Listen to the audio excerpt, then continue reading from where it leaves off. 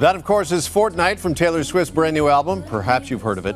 The Tortured Poets Department, which has been breaking streaming records since its release last Friday. Taylor has captured everyone's attention, including the academic world. Queen's University in Kingston, Ontario, has just become the first school in Canada to offer a Taylor Swift law course.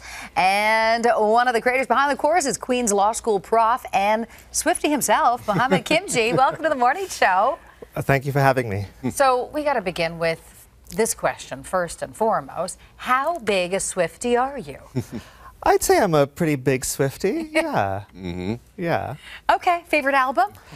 Depends on my mood. Okay. If I'm in a really good mood, looking forward to something, 1989. If I'm feeling reflective, maybe a little bit sad, Folklore. Okay. Nice. Okay. Well, being a Swiftie, we understand that you actually came up with the idea for this law course when you were discussing some of the reasons for Taylor's now kind of infamous re-recording of her earlier works. That's right. Yeah, so one of my colleagues asked me, well, why did Taylor Swift decide to re-record her albums? And so I started explaining the business reasons and the legal reasons why a musician might want to do that. And I thought to myself, you know, my students would be interested in learning about this. And so I started doing some research on Taylor's various interactions with the law over the years.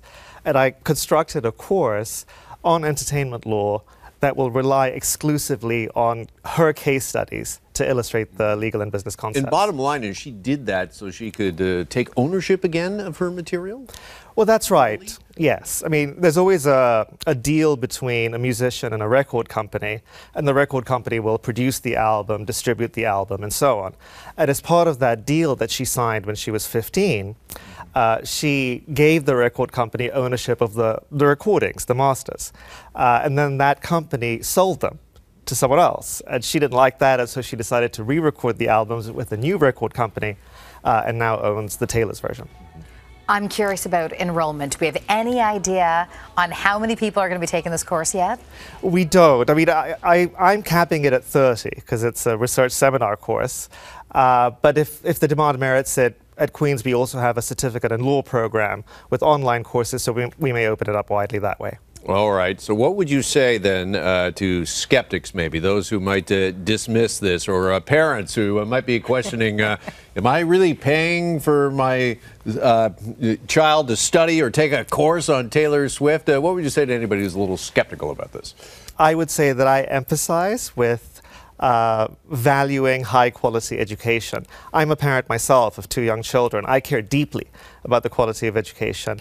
About my course specifically, I would say that this is a course that will teach students about entertainment law, relying on case studies, and case studies are proven to be highly effective at engaging students and facilitating active learning. It'll be a great course. And isn't it also ideal, if we're talking to the parents right now, when you can get a subject matter that kids, that young people really care about it and care about, and make it apply to academics? Oh, absolutely. I mean, I think the material becomes relatable to people at that life stage. And to me, that's a very positive thing. Yeah, the learning might be, in fact, deeper, right? Just because it's, case studies that they might identify with more. As a matter of fact, Queen's has previously, we understand, offered or used Taylor in cultural studies by looking at her songs as works of literature. Now we're talking about law. Can you foresee perhaps a time soon when other departments might also use Taylor Swift in their teachings? Oh, it's already happening in the U.S. So Harvard has a literature course on Taylor Swift. Stanford has a literature course on just one Taylor Swift song, All Too Well. Just one song, an entire course. NYU has an entrepreneurship course on Taylor Swift. And so, absolutely, this is already happening. And she is a phenomenon worthy of study. We've never seen anything like her before. Wow. Okay. More to come. Can't wait. We'll get an update next year on enrollment for this class. Are you accepting continuing education? Because I would like to maybe sign up. I'll make it work for you. Okay. We'll consider it. Thank you. Mohamed, thank you so much for coming in. Thank you for having me. All right.